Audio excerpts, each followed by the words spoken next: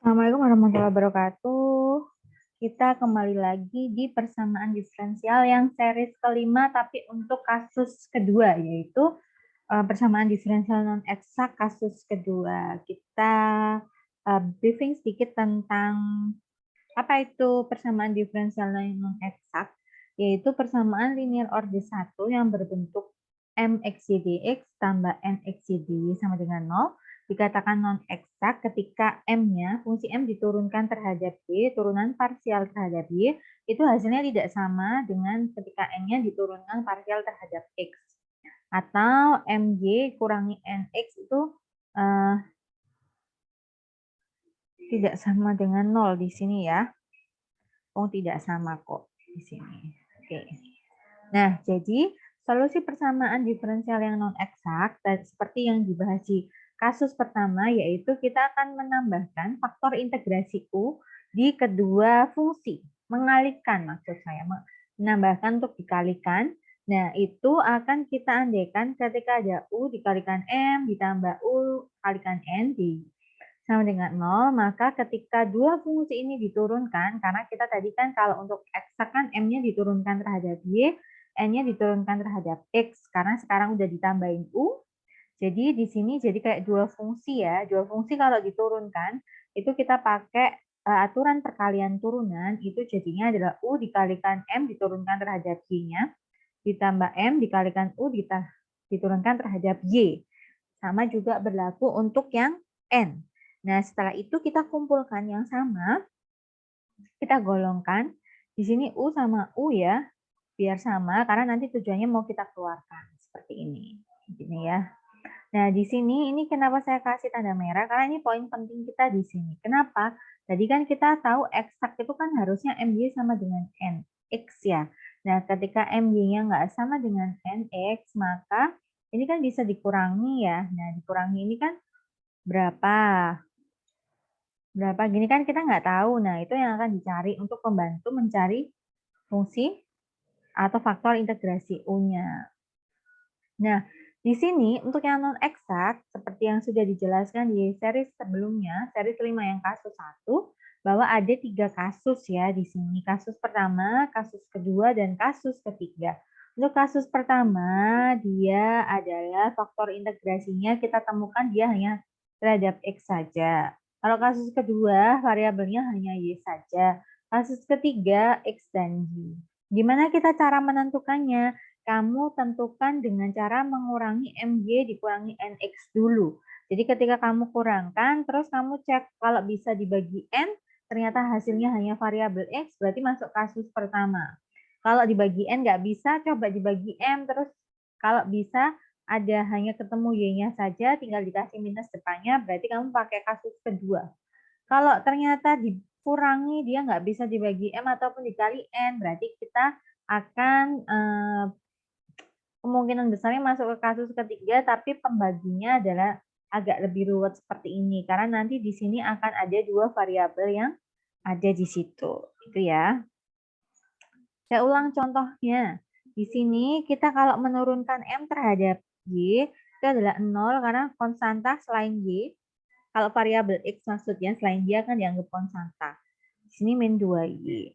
Lah NX-nya juga adalah 2Y. Di sini M, Y, min NX kan jelas tidak sama nih.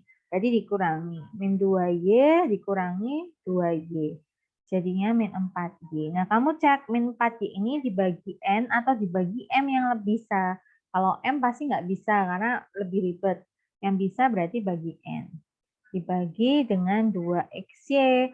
Berarti hasilnya adalah min 2 per X. Nah, dari sini berarti dia masuk ke fungsi X saja, berarti kasus pertama.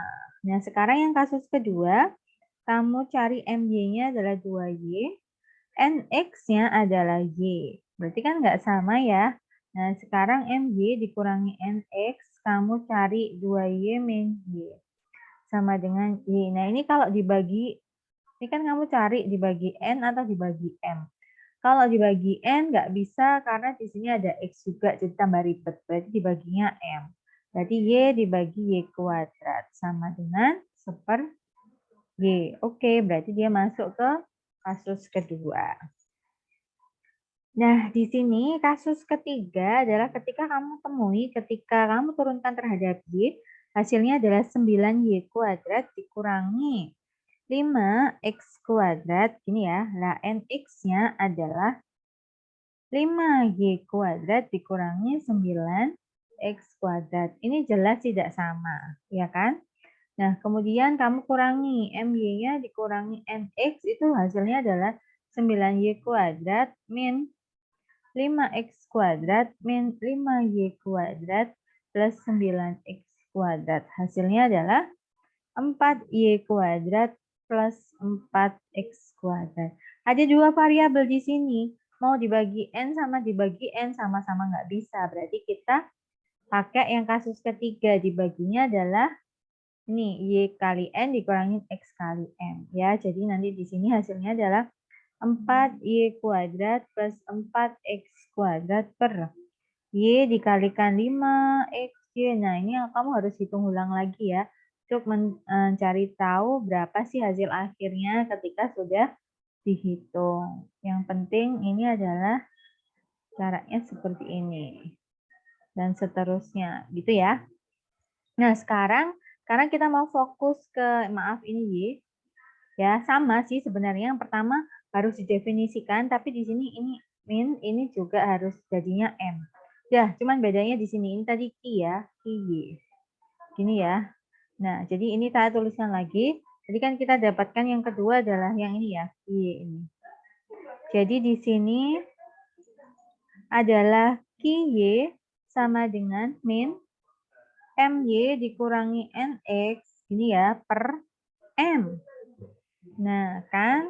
Nah, nanti di sini sama, jadinya DU per U-nya sama dengan adalah, kalau kasus ke 1PX, kalau di sini adalah QY, DY. Udah sama persis. Jadi nanti ini ln U sama dengan integral QY, DY.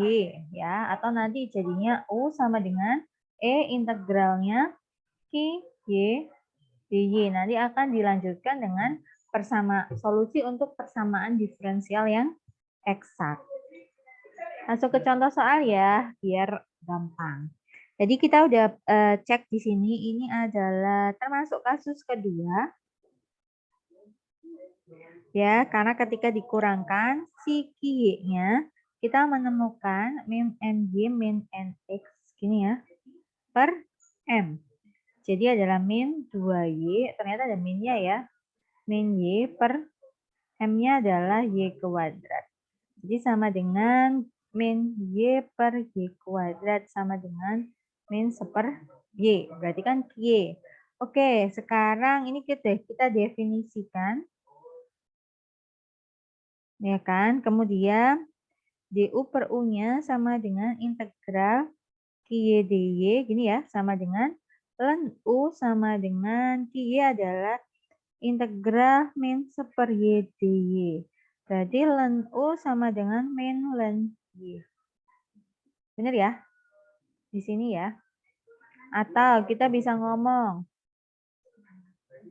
Kalau kita langsungan ngomong, ini berarti sama dengan ln U sama dengan ln Y pangkat min 1.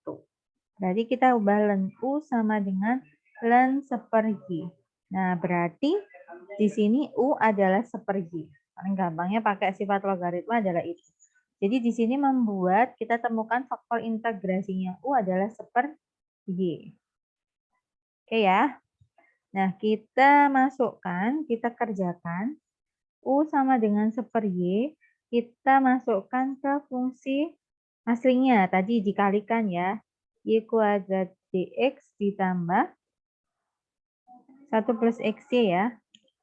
1 plus xy dy sama dengan 0. Nah, di sini dikasih tempat nih untuk disisipkan. Dikalikan seper Y, dikalikan faktor integrasinya ya.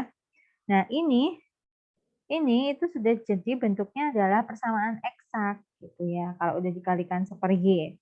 Kita kalikan dulu. Ini hasilnya adalah Y dx ditambah seper Y plus x dy ya, sama dengan 0. Nah, di sini kita akan pakai solusi yang eksak. Ini ya.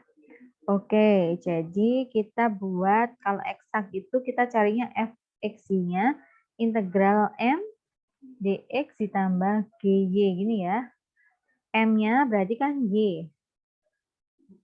Tapi terhadap dx gini ya. Ditambah gy. Oke. M berarti terhadap dx itu berarti anggap konstanta berarti yx plus gy. Nah, sekarang kita kan mau cari gy-nya. Ingat cari gy kita memakainya adalah ini F-nya diturunkan terhadap Y ya, sama dengan NX. Oke, diturunkan terhadap Y jadinya adalah X plus G aksen Y sama dengan 1/Y plus X. N-nya ya. Oke, berarti G aksen Y sama dengan 1/Y plus X min X. Hilang ya. G aksen Y-nya sama dengan 1/Y. Berarti kalau cari GY, berarti kan integral dari 1/X. Nih jadi kuning ya. Integral dari 1/X, 1/Y dy. Berarti GY-nya adalah ln Y. Oke, berarti sini udah ketemu ya. Berarti sini kita bisa cari. Berarti hasil akhirnya fx-nya adalah yx plus ln y. Sudah ketemu hasil akhirnya. Ini adalah plus c ya di belakang karena di sini integral. Oke. Ya, jadi saya tulis lagi fx-nya ketemu adalah yx ya plus ln y plus c. Dan semoga membantu.